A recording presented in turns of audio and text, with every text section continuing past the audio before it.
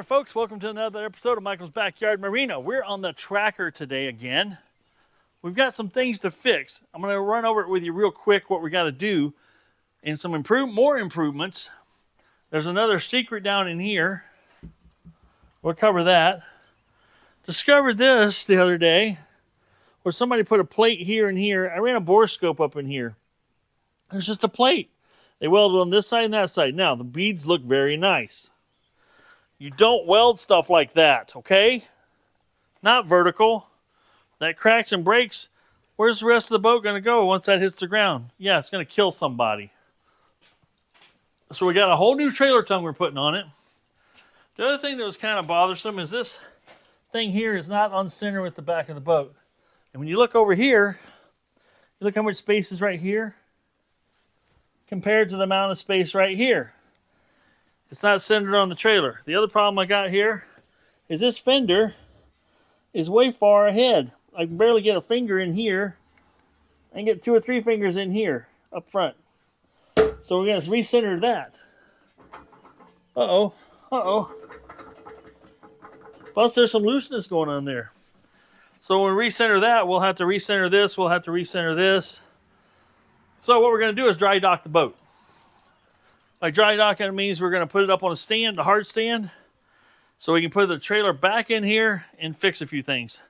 Now, my trailer tongue I bought is 3x3 by 1/8 inch wall, which matches what's here.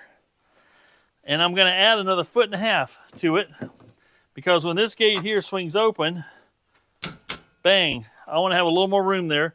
Plus, we're going to also investigate to whether we can lower this trailer a little bit. Because I noticed a big old giant cruiser of a boat that a guy had for a fishing boat. He was probably 9 inches lower here, which on a shallower ramp allowed him to launch easier. But we're going to see if we can do an axle flip here, possibly.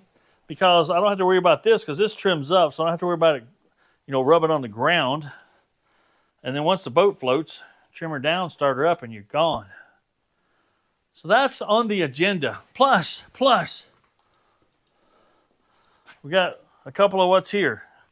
Some of you that are familiar with seats know what these are. We'll go over that in more detail. And don't look at that.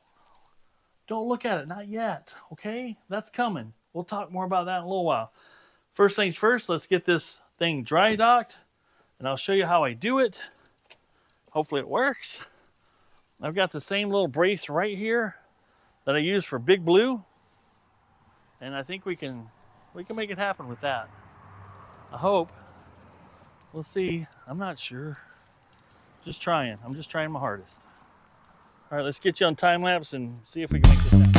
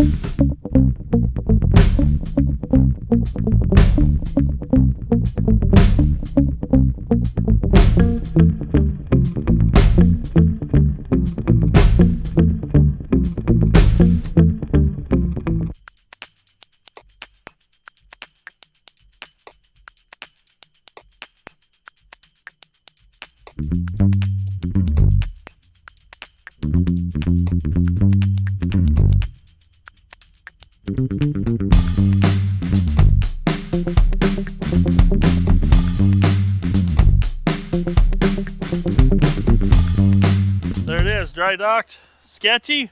Oh, you bet it is. Now, the goal is here. This trailer does not bounce a lot.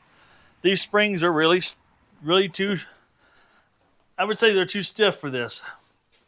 But in order to lower this down, as you can see, we'll do some measuring, but I think I can put this axle on top of the spring, still maintain about 1.5 inches of travel, which this thing doesn't give at all, so that's probably more than enough. The other thing here is you can see, again, clearer, this distance here. We measured it 6 3/8 from here to here, 2 inch on the other side. So we got to have 4 3/16 on either side to center up the bunks properly. As you can see here, this was cut in half, and trying to support it with just 2 bolts isn't working. So I'm going to get it back straight, put me a strap here and a strap below and weld that in place and respray it.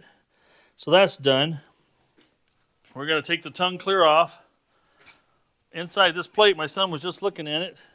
Inside here, there's actually is a hole through there, so the wires did come through there. But next thing we're going to do is we're going to block this up, take all this hardware off the front, and then get the new trailer tongue out, measure it, cut it, drill that hole, drill 2 trailer coupling holes, and paint it. And then we're ready to bolt this back on. That's the game plan.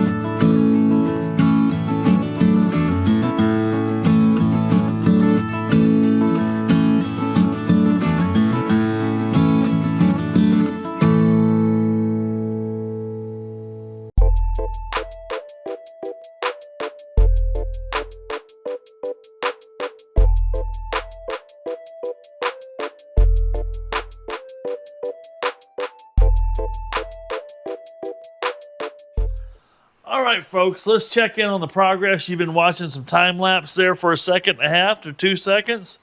I'm going to tell you what my next steps are and what I'm going to do and why I'm going to do it. What did I do there?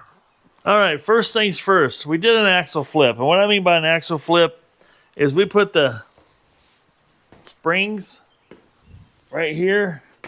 We put the axle on top of the spring instead of underneath the spring. That lowered it approximately, let's call it 2 to 3 inches minimum. We got this trailer right down there on the ground. Now, most people would think, that's stupid. Don't do that. It'll be fine, folks. It'll be fine. It's done all the time where the actual weight's hanging on the U-bolts versus sitting on top of the springs. In this situation, I got a very lightweight boat, a very lightweight trailer. And I thought this trailer, sat kind of high, as it were. So we got it down on the ground. We lowered it. The other thing we've done now is we centered up the bunks on both sides here. That was off-centered. We've taken the bunks themselves down to the lowest point they can get to. The boat, I looked at it before we took it off. The boat sits inside the wheels here. So I could drop that down.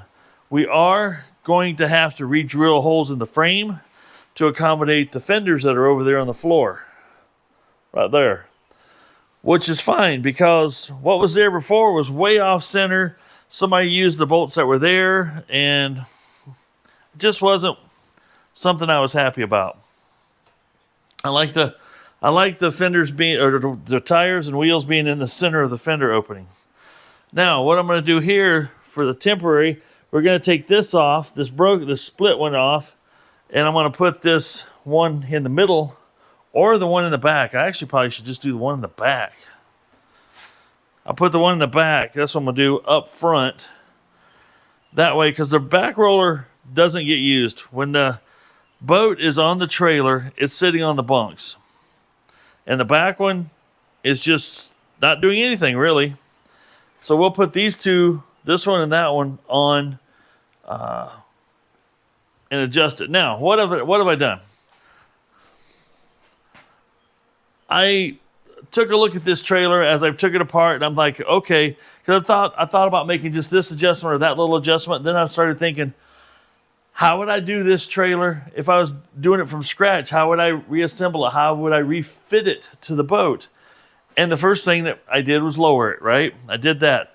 Then I dropped all the bunks down to as low as they would go. The next thing we'll do is we'll put the new trailer tongue on, but we got to put the boat back on top of this. Then I'll bring the rollers up to meet the boat as it sits on the trailer, and then retighten that.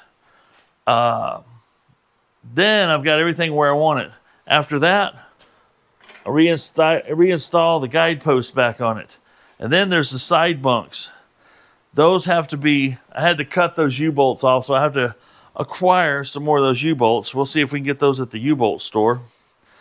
And reattach those to the side of the frame. I really like those because they do help keep things centered up, keeps the boat from sliding around when it's on the trailer, and it acts as a guide when you're pulling it up onto the trailer. The guide posts are great. Those side bunks are even better. Trailer tongue. So we added 2 feet to the trailer tongue itself. And I've now got it painted. This was a galvanized paint, it's called.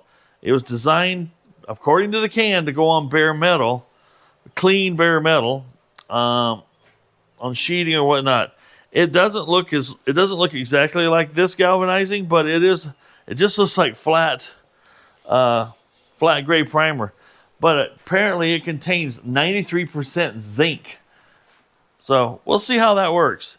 We've got to get that slid back in the hole here and a new bolt put back in here. The coupler that got delivered to me yesterday, I got an empty box. Where'd it go? It's in the boat. The box had obviously been torn open or tore out of the box itself. Somebody retaped the box shut and with like one stripe of tape and delivered it to me. The box says it's supposed to be 5.5 pounds. It was empty. The delivery guy, who knows? It was an Amazon delivery situation.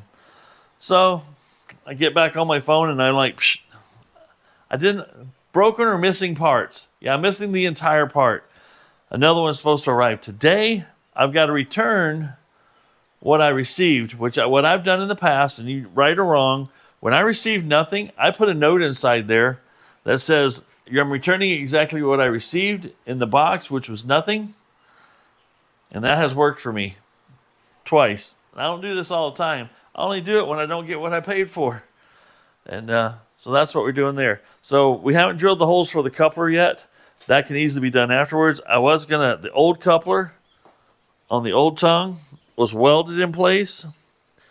And it wasn't welded back far enough, actually, to capture both bolts or take full advantage of the area you could weld it to. So in this situation, we're going to put a new coupler on with new half-inch bolts. We'll run our wiring back through the tongue. And then we're going to be real close to, we'll be putting the tongue parts back on where the front guide with the winch will be back on it. We'll put the trailer tongue jack back on it. And the spare tire and the safety chain. So that's what I just wanted to run through. I'm doing a lot more than this trailer than I anticipated. At first I thought I was just going to line these up and slide it over, but then as the more I got looking at it, the more I can make it better. And the fact that before you could actually tow this boat with it trimmed all the way down, because the skag on the bottom of the gearbox on the outboard was literally 14 inches off the ground, fully down. Whereas typically, a lot of times you'll see boats when you're down, that's on the ground and on the trailer. And that's why you have the trim for two reasons. You can kick the motor up and out and redistribute the balance on the back of the transom while you're hauling it. But also, you ever had one of those brain farts? You had two items and you just spit out one and you only have one left and you can't think of what it was. But anyway, the trims for obviously when you're going and you can trim the motor to get best performance on the water. Well, this way here we can take advantage of the trim, keep that back end off the ground. We use our support, transom saver support, and all that fun stuff. So I'm excited now because one thing I do enjoy about this boat and trailer at the moment is how low it was to start with and how easy it is to reach inside and out of the boat, get in and out of the boat, reach inside the boat to grab stuff versus all my other boats, except for the Banana, set rather high up off the ground and you got to climb actually over into the boat to do stuff in and out, in and out. This one's kind of fun because putting poles in it, putting things in it, I can just set it right in there. It's down lower behind the vehicle. Less wind resistance, so it tows a little better. All right, enough of that chit-chat now. I think what I want to do next is I want to get this tongue off the sawhorses and back into place with the cross bolt in it and tighten down. And then I'll fish the wiring, which will now be too short, back through the tongue. So what am I going to do about that? Right now, the wiring's pretty easy to get to. Maybe this would be a good time to put new wiring on. I'm not sure if I have a spare harness. Something tells me I do. We'll look around the shop and go forward from there. All right. We'll be back in a little bit. Enjoy what you're about ready to see. And then we'll get the boat back in here. Then we got some more modifications. So hang in there. We got some really cool stuff we're adding to the boat to make it even better. It's been pouring down rain here on and off this morning. I'm glad I put the cover back on the boat out there on the stand. The hard stand, as it were. Or the bent board stand, or whatever you want to call it. It's a beautiful morning out this morning. But as you can see here, we got the boat still sitting out here with the bendy board supporting it. That was weird. I just walk out here and I see it bouncing. It's like, why is it bouncing? We had to drain a little bit of water off the cover this morning. I have a feeling a cat was up here walking on it or doing something. It doesn't just move on its own. The wind isn't blowing, but I'll be really, really, really happy once I get the trailer back under it, back in a secure situation. Actually, I should have had that board back there a little deeper, but we're taking a little bit of a risk here. I don't like taking too many risks, but we did there. All right. Once I get this tongue back on it, I can actually pick up a few extra things around the shop here and get ready to wheel this thing back under it. We're really, really, really close. And it's nice to run wiring while the boat's not on it because you can see everything.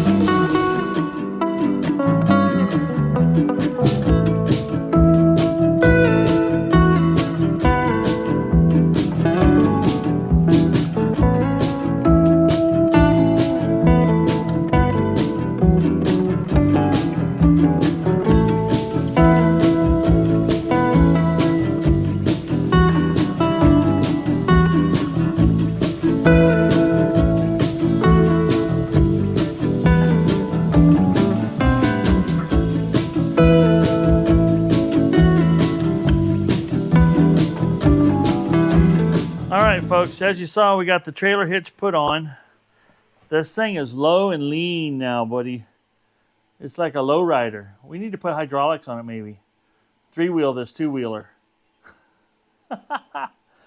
Anyway, by flipping that axle, got it down low. There's plenty of room between the boat and the tire. There should be plenty of room between the fender and the tire. We gotta put fenders on now. We're gonna put the little guidepost back on.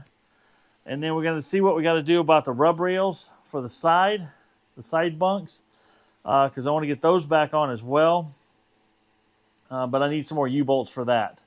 I cut the other ones off because they were so rusty. I knew I'd break them taking them off. But everything's coming out pretty good.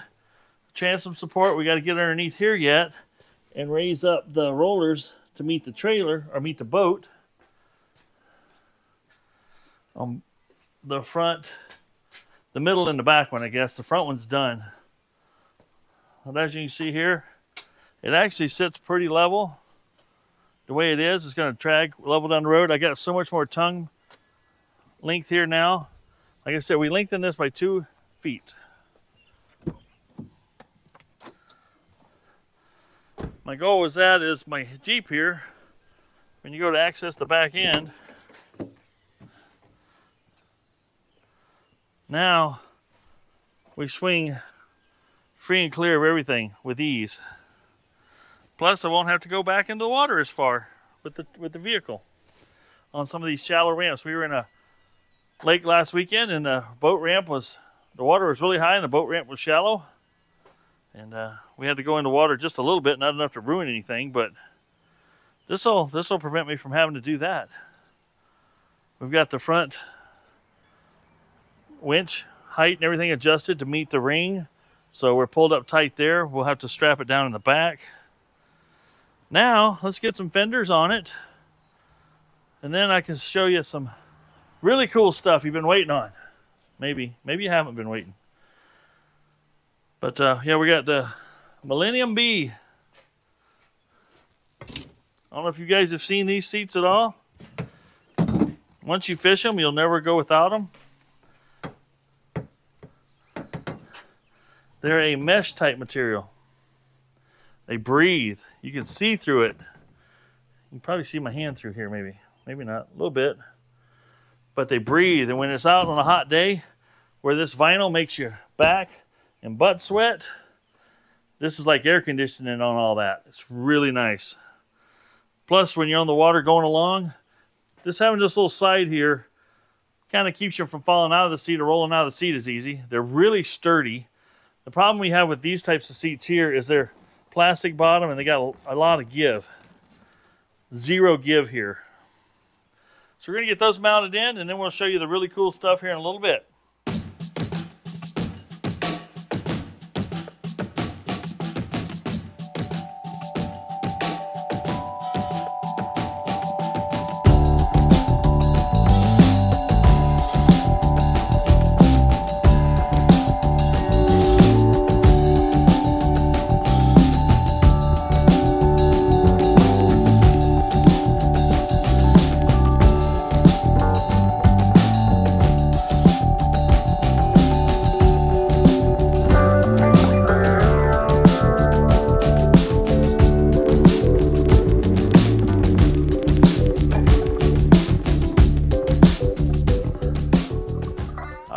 Show you the progress on the boat, what we've done so far. So told you we had some seats.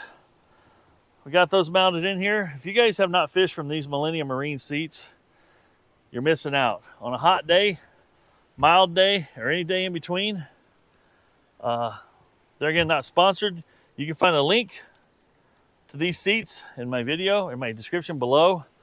If you buy them through the link, it helps me out, it helps the channel out. I'll be honest with you, I get a 3% commission for all sales. So if you buy $100 worth of stuff, I get $3 for driving you to the website. Now, the cool part is about that is you don't have to buy one of these. You can take a link, any one of my links, click it to go to Amazon, make your purchases, and that helps out the channel because I'll get the commission for you clicking the link because I help drive you to the website. Don't cost you a dime. Your experience will be no different than it normally is. If you've been buying from Amazon for years and you do this, you will not experience anything different. So yeah, we got the one back on the back, the one back on the front. I left this one in here because, let's be honest, we don't spend a lot of time in the driver's seat if we're out fishing. We go there, we get there, I can cool back off when I sit in that seat. Now, some exciting stuff. Let me go around the other side so the sun's to my back, so to speak. I'm in the shade now, so we're going to do some more work on it this afternoon. Now I've got this little bungee right here because I haven't come up with my shock absorber. That just keeps this lid open. Check it out. I've got two, not one, but two of these Lifetime LiPo 4 12.8 volt 100 amp hour batteries. These are trolling motor. These are trolling motor and more. They work in low temperatures as well. I have put both of these in here in parallel. So I got the red coming here. This is simple to do.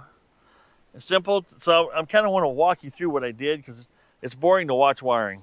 But all I did was hook one to here, negative, negative, negative, negative. Then the one wire coming off of here goes into my breaker. The other one, negative, goes into my breaker. Now, you don't have to break both of them. I just like to break both of them because it completely isolates the trolling motor from any charging activity whatsoever. So I've got these breakers. These breakers are really nice. I'll leave links in the description down below for those. They're 40 amperes. And they make bigger ones, but they just click, click. These are waterproof. You heard it go beep, beep, beep. Now the trolling motor is connected and ready to go. So I can turn this on now.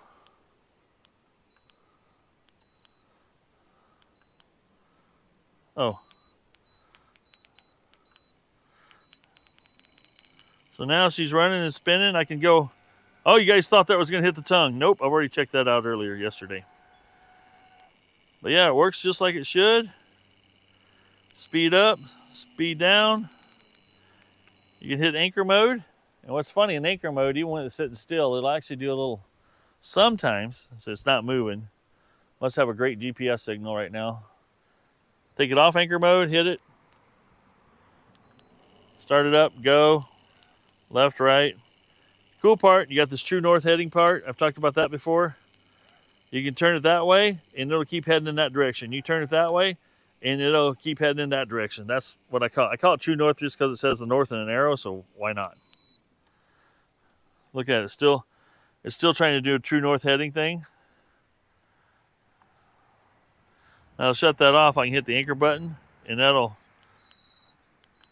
there we go. Pretty slick, pretty slick. But anyway, the other features I've got in here is I put the NoCo Genius Gen 5x3, so it's 5 amps per channel. This is a 3 channel charger. I got one charger channel that's not hooked up to anything yet. That's going to actually, I'm going to run a pigtail down through here hopefully, and so I can maintain the starter battery. The other thing this thing does is I've got this tied one to this battery, one to this battery. And even though they're parallel, this thing will, let's just say, kind of balance the batteries, and it'll do everything. It'll charge it all up. Pretty slick.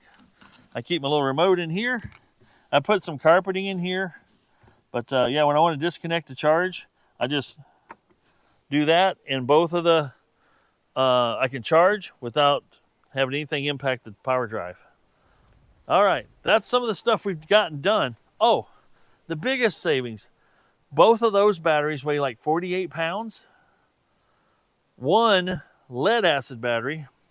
And I did discover that my lead acid battery was 6 years old. It still functioned just fine. But this old Autocraft Deep Cycle, it's a testament, like I said, to how my dad kept the battery tender on it. But 6 years old, that's pretty good for a Deep Cycle battery to last that long. The other thing we've done, let's get down here on the ground. Let's just get on the ground. This can be kind of hard to see, but you saw it earlier in the video, so I think you're going to know what I'm talking about. The springs. I've got the axle on top of the springs. Still allows me about 2 inches of travel, which is more than enough. These springs are stiff. It's more than enough travel for this situation.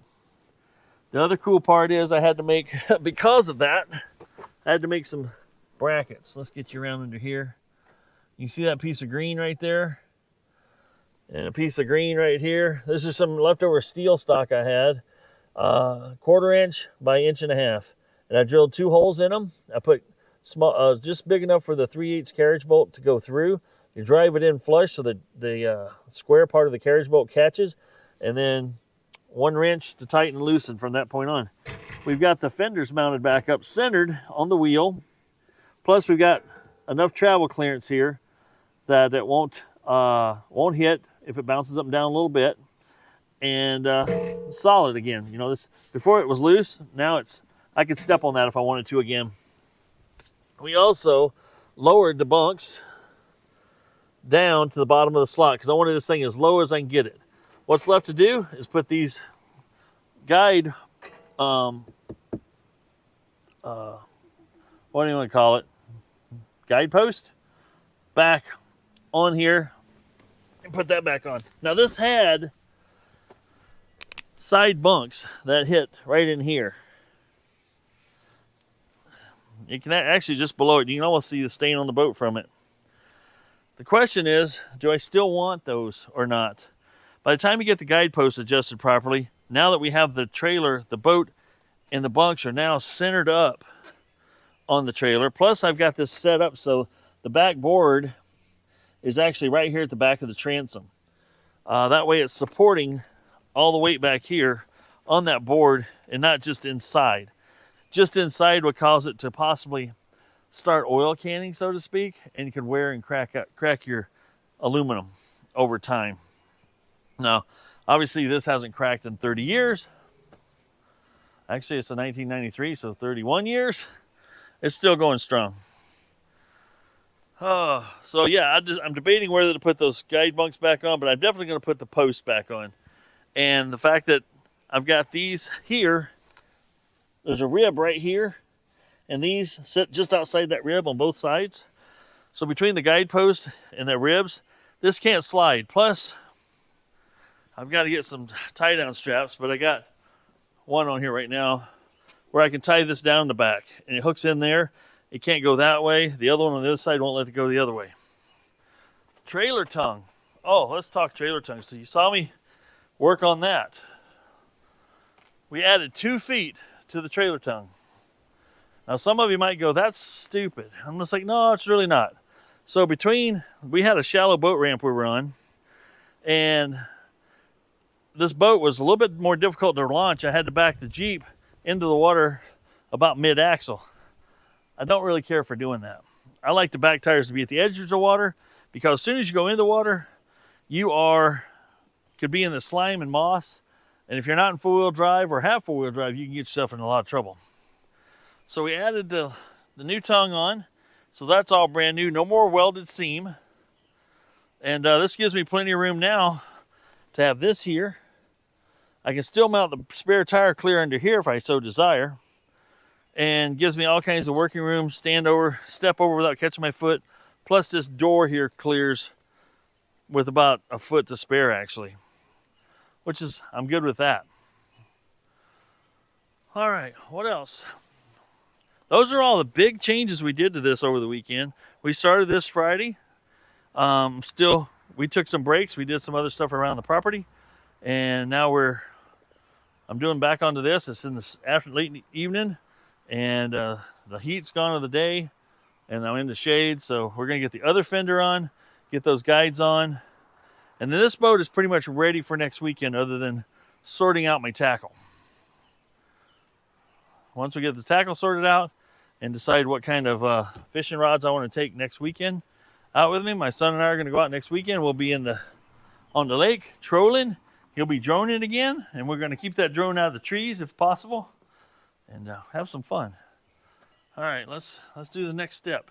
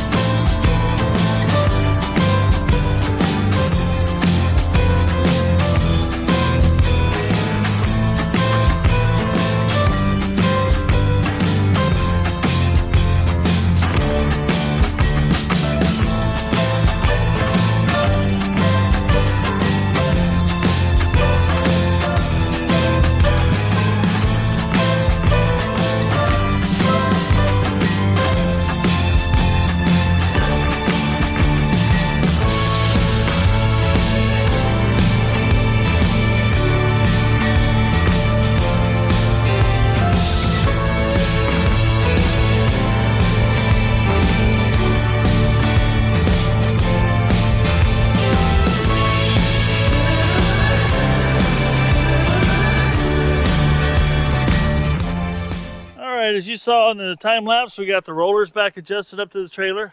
So just run through the sequence one more time. When I'm doing this, I put the bunks where I wanted them on the trailer, especially on a flat bottom boat. It's pretty easy to do. Put the bunks where I wanted them, put the trailer or the boat back on the bunks on the trailer, and then adjusted where I wanted the front winch to be so that it's safe and secure.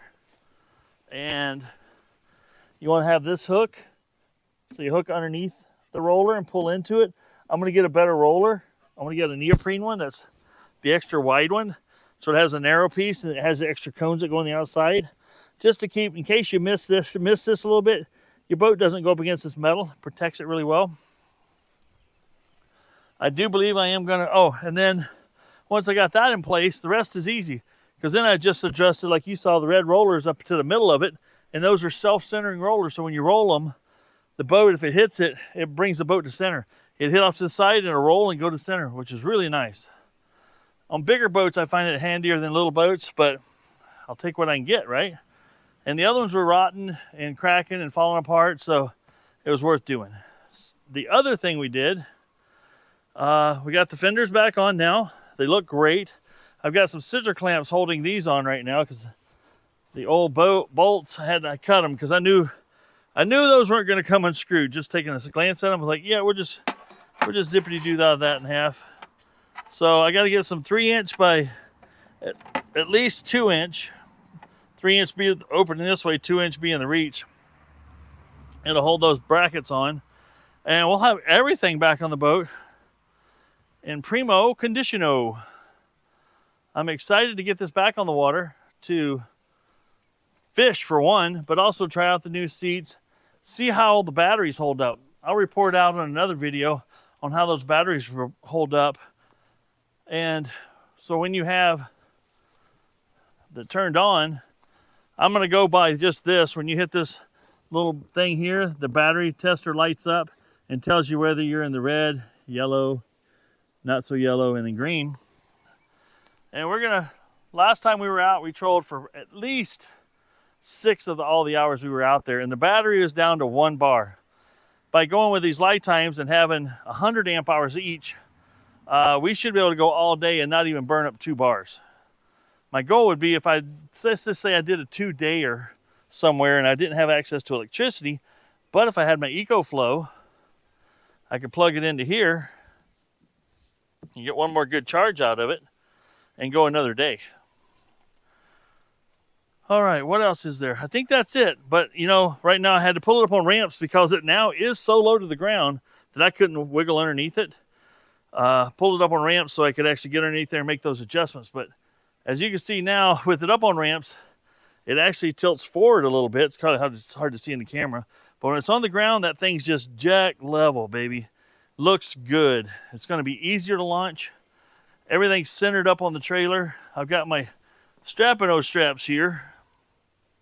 I'm going to get the ones that are actually for boats and put those on. I can mount those right to the back cross beam, bolt them on, and then I just got those ready to go zip, zip. And you can launch and de-launch and de-launch, load the boat on the trailer. All right, I got a little cleaning up to do here. I got to put the cover back on for the night, and all I got left to do is those U-bolts to put those side bunks back on, and we're golden. The other thing I'm going to do eventually, as you guys can see here, when they put these screws in here to hold this down, they didn't use stainless screws, so I'm going to back a couple of these out along here and see what I can get for stainless screws and put stainless back in there. And then once I've got those screws out, I want to see if this top piece will come off, because I'd love to run wires from that battery charger clear back here to this battery. That way, when I plug it in, I make sure I'm topping off this battery. It's a battery tender, or a charger / tender. It'll make sure that one's always good to go every time I leave to go fishing. Yeah, it's going to be nice. I might look and see what I can fit back in here for a bigger tank. 5 gallons, we burnt through 5 gallons pretty quick. Like I said, we did 33 miles on the lake. We probably only did about, let's call it 23 safely, maybe 24. So we're getting like 4.2 miles to the gallon. No, 5.2 miles, no, 4.2 miles to the gallon roughly. But that's what the old 2-strokes will do for you. If I can get a 10-gallon tank back there, it's going to add a little more weight, but I'll have some range, which will actually be nice. Because last time I was out, I carried another 5-gallon can in here just in case. And I'm glad I did, because we were probably a quarter mile from the boat ramp when the engine died, ran out of fuel. I could have put the trolling motor in, got back, and you just got to be mindful of the distance you're covering and know the range of your boat. Now I have a good idea of the range it has. Oh, exciting, exciting stuff. This prop's got a couple little whammos on it. It's been in some sand and some dirt and some small rocks. It's been ran through some stuff, but it still seems to go pretty good. It doesn't vibrate. The hydrofoil is on here for one reason only, This engine, when it's all the way down, if you try to trim it to where you're getting the water line back to where you want, without it, it cavitates. Because the boat's actually going through the water pretty level and you bring the front end up a little bit, it'll start to cavitate. That hydrofoil actually helps prevent the cavitation, which is nice. All right, that's enough. That's all for this video. This is Michael saying, if it ain't broke, fix it till it is. And don't forget to check out my other channel. If you don't know about me on the other channel, RM3D Creations, RM Ralph Michael 3 David Creations on, and I do other stuff in the backyard, like we tore down some trees or used Big Mow. We did a lot of other work. And anytime I'm fixing up another trailer or something that's not boat related, it's on that channel. All right, let's cover this bad boy up. And the other thing about being low, it's so much easier to get in and out of the boat. I can actually get in the boat with it on the trailer just by throwing my leg up over and climbing in. That's not bad. I can't do that with any of my other boats. So, all right. We'll get this one. This one's going to be just about wrapped up, and we'll see what my next project's going to be. Where's this? We'll see you on the next video. I'm out.